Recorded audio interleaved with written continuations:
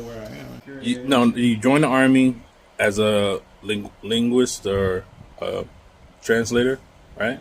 Well, I cheered for 4 years because I was hoping to get a special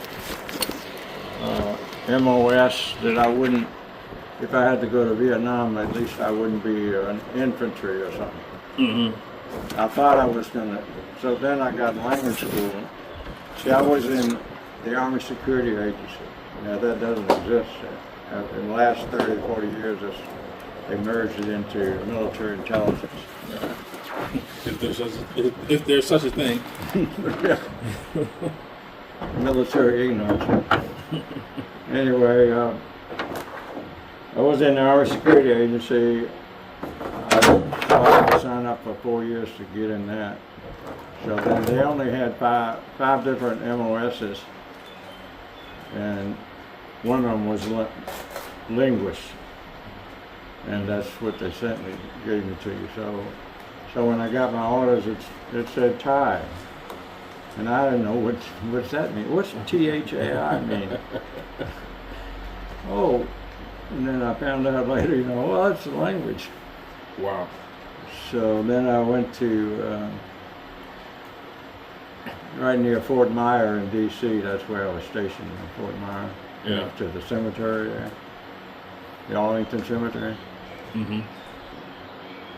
I lived in the barracks there, and we commuted every day on a bus to this giant building where they taught all these different languages in Reston, Virginia, Reston, right outside of D.C. So I was there for 47 weeks. And we learned to read and write and speak. And we had a good teacher from Thailand. He was a young man from Bangkok, but he had gone to Japan to study automotive engineering. Then he got some American, and it was easier but he couldn't find a job. So because he was a native Thai speaker, they hired him he had a degree, so they hired him at this, it was called Collier Institute. Anyway, so he was a good teacher, and we got books, and so I enjoyed it. I knew a lot more back then than I know now. So I didn't come to Thailand until I came with Christian missionaries in 86. So hold up, they taught you Thai and then didn't send you to Thailand? No, they sent me to the NSA to be in this department. But the thing is, they have all these linguists trained and all, but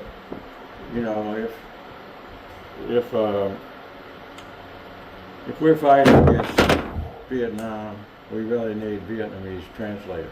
Right. But Thailand was their ally. We had all kinds of people over here, so they were telling us what's going on. We didn't have to intercept their communications and translate them. So we didn't have much to do. We had like 5 or 6 of us specialists. And we had a couple of civilian bosses, and they did anything that was important, they did it. So after a year or so, I had a friend that was in the Air Force. See, we had, it afforded me to have 4 different barracks. People go in the building at NSA. So the Marines, they do all the guards. We had Air Force and Navy and Army. And I all worked in the building. So I had this friend in the Air Force, and he worked in the building in the Air Force section. And so they worked 3 shifts. And they needed a replacement, so I asked my boss if I could maybe work over there, and he said sure. So got to work with this. And so we were tracking flights. Back then they used teletype machines, you know, these giant machines. And you could send messages overseas. Right.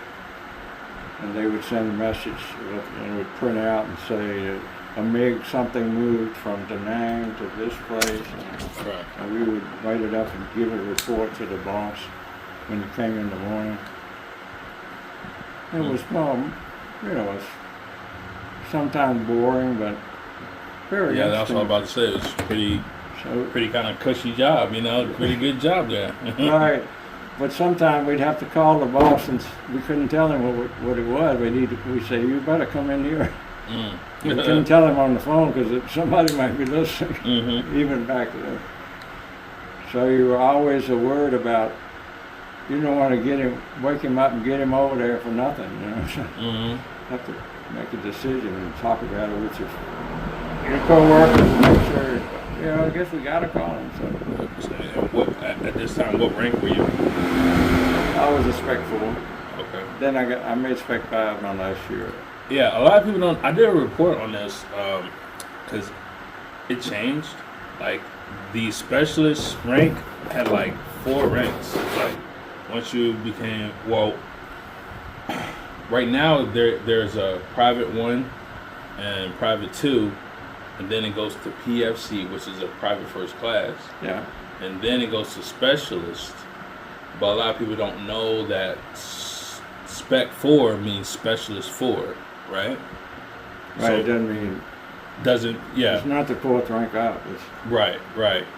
It's a different level of specialist. Right. Yeah, a lot of people don't know that, but I just happened to do a report on it when I was in NCO school about the history of the ranks and stuff like that. So when I got it, I was a Spec 5, which is equal to a sergeant, but not a command position compared to a sergeant.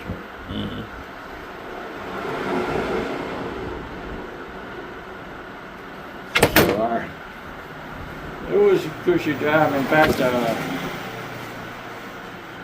I used to get out of, when I was in the Thai section, I got out of, because we had a track team, I got out early and after like 3 o'clock to get out to go work out.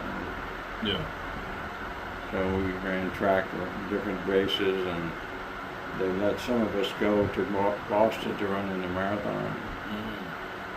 1970. That's cool. So that was fun. I think I ran a marathon like twice before in my life. Wow.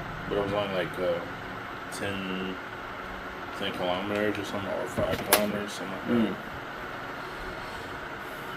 They had one in North Carolina every year in the summer, and I did that like twice. Yeah, they have one here too. Oh, really? Every year, right? It's a big deal. I might do it, man. I don't know. It depends on from here, because I won't be here indefinitely until like next year. Right. Yeah, it's a big thing. I never get to have actually gone to watch them because I don't have a way to get around. Do they at least do it during the rainy season so it's not as hot? Let's see. I think it's towards the end of the rainy season, but it's right. It's cooling off. I think it's October or November or something. Oh, okay. And they have the short. You know, they have probably the 10K and. Right. And then you have the 26 mile, they have them in a K that is.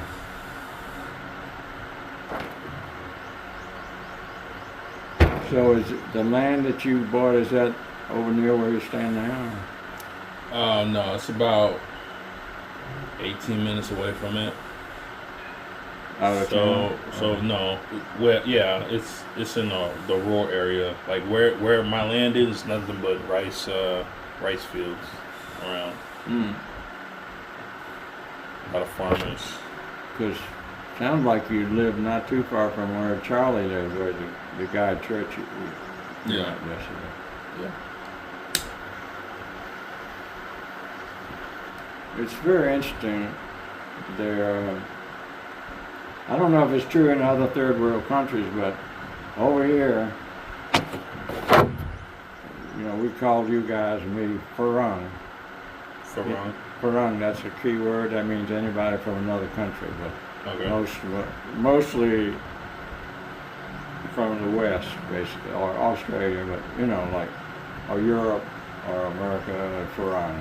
Yeah. I mean, actually, you're a Farang if you come from Cambodia, but that's Farang. Foreigner. But anyway, if you go all around Thailand, there'll be a few Farang here and a few there because they marry Thai women, and the Thai women have land in their family. Yeah. So that's where you end up, because Right. you might have to buy it from the family, but you don't really own it. Your wife owns it. Yeah. Yeah. Well, her family didn't. The only person that really owns land is her sister, and her and her sister really don't get along. Mm. I mean, she's not selling her land, so we had to buy new land. And yeah. So did you buy it in so many rye, we call it over here?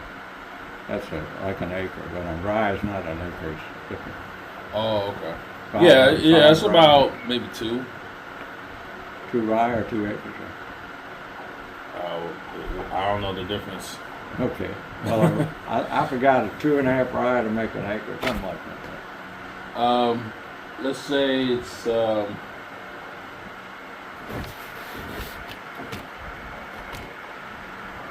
little bit. So from this wall Mm-hmm. to about that house. That whole thing. Yeah. And it's about that wide. Well, look at water. Maybe from this wall to that wall. So does it have a wall around it already? The only wall there is the neighbor, because the neighbor has a concrete wall there. All right. So I only have to build, The front you know,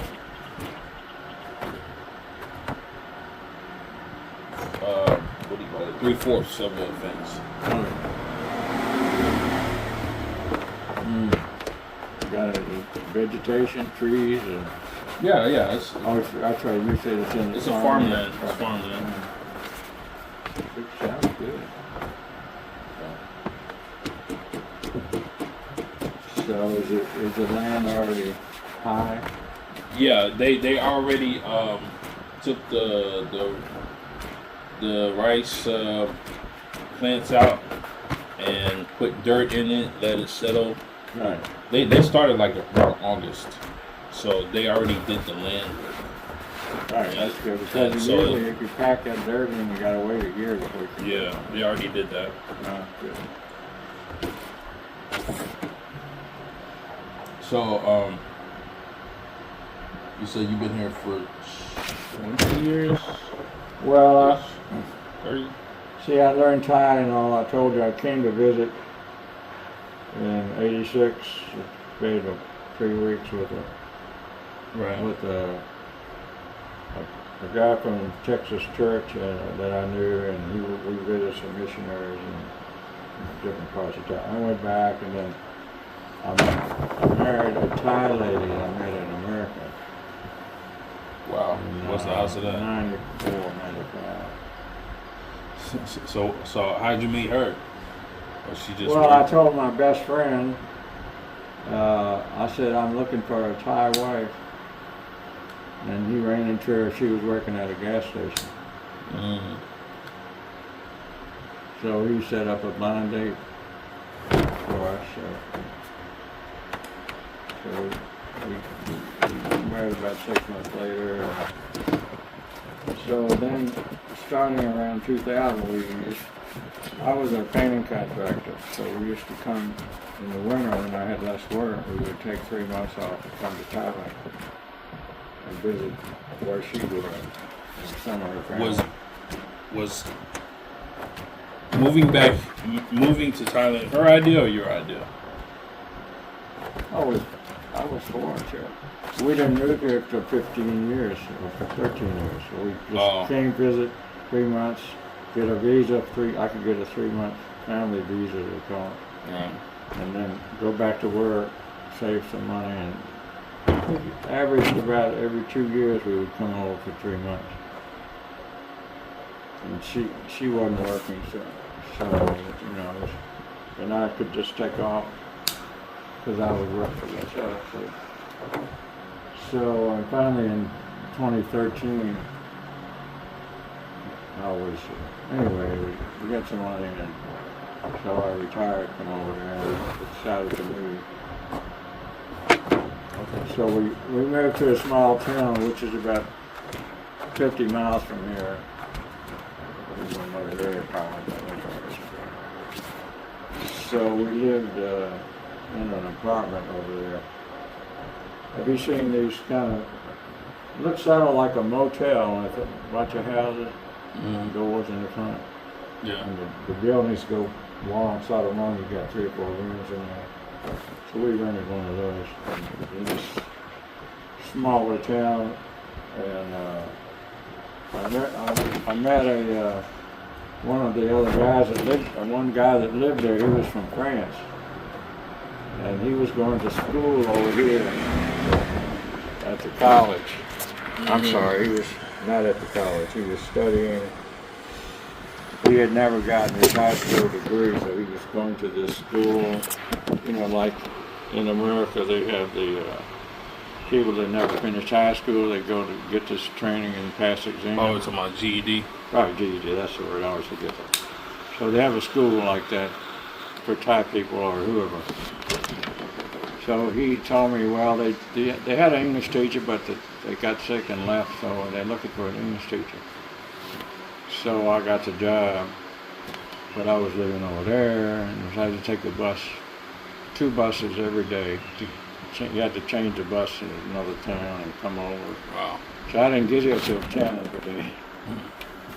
And then I would leave at 2 and take 2 buses to get back, because if I didn't leave that early, I'd be stuck in another town because there weren't enough buses.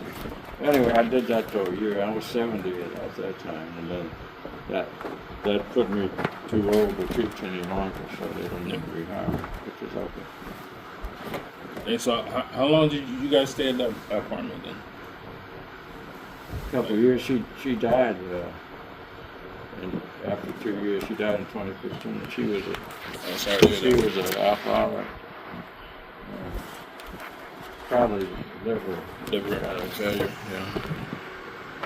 So, but while I was teaching over here, I did a search on the phone to see if I could find Christians in Wuhan. Mm-hmm. And this place where I am came up, and also a church. So when did you move into this house? When after she died, I had made friends with the director of the orphanage. And my wife and I used to go to this church in another little town, and this director would go to the church independently. So we became friends, and so when she died, he invited me along with his Thai wife. The director was from Texas, and he and his Thai wife invited me to come here as a volunteer, and so I live in this little room here. And it's got a bathroom, halfway kitchen bathroom. So I don't live in this whole big house. Okay. And so I pay a small rent, and I take care of the place. It's ideal for me. Yeah. Because I like painting and making fixing stuff. Nothing major. I don't really do plumbing or electric work. So the guy and his wife owns the place, right? Is that what you mean? The Texan? Pardon? The guy from Texas, his wife owns his. Right, his wife. He died. He went back to Texas when he had non-fatty alcoholic, non-alcoholic fatty liver disease. He was very big. Oh, okay. Bigger than you. Oh, wow. And you can get, it's basically a type of cirrhosis of the liver, but you can get it without being an alcoholic. You know what I mean? He didn't drink. it's the food. Right. Too much sugar and all kinds of ice cream. Yeah, I'm trying to cut down. Yeah. But, you know, Thai food be good, man. Yeah. It is. Yeah.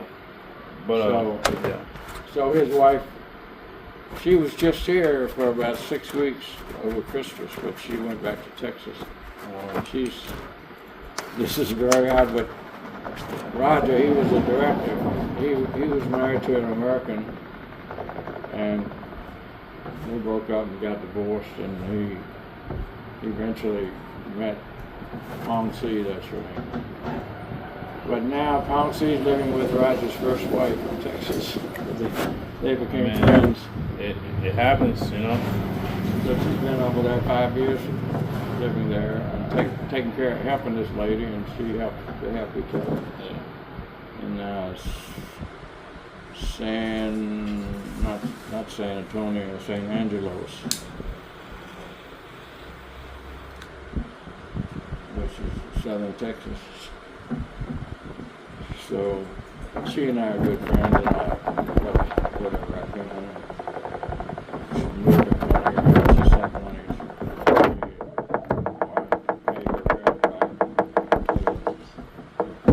See, this young man is her son.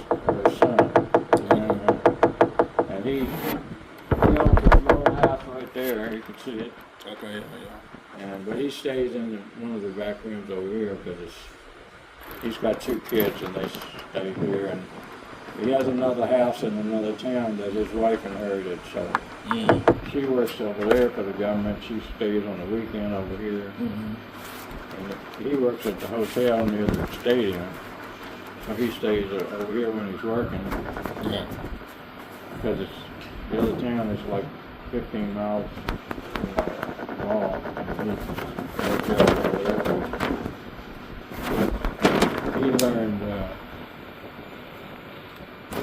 He learned his English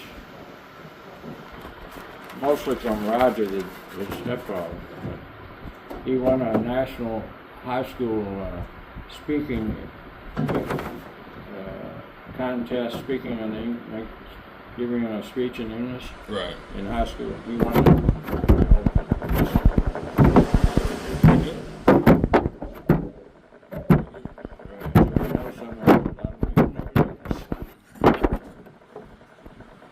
So he's very helpful.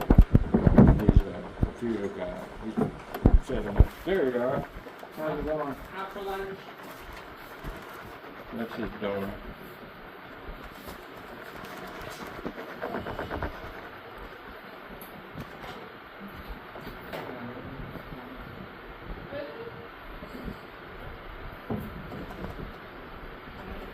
Yeah, we can take a little walk if you want to see what's in the truck. Sure.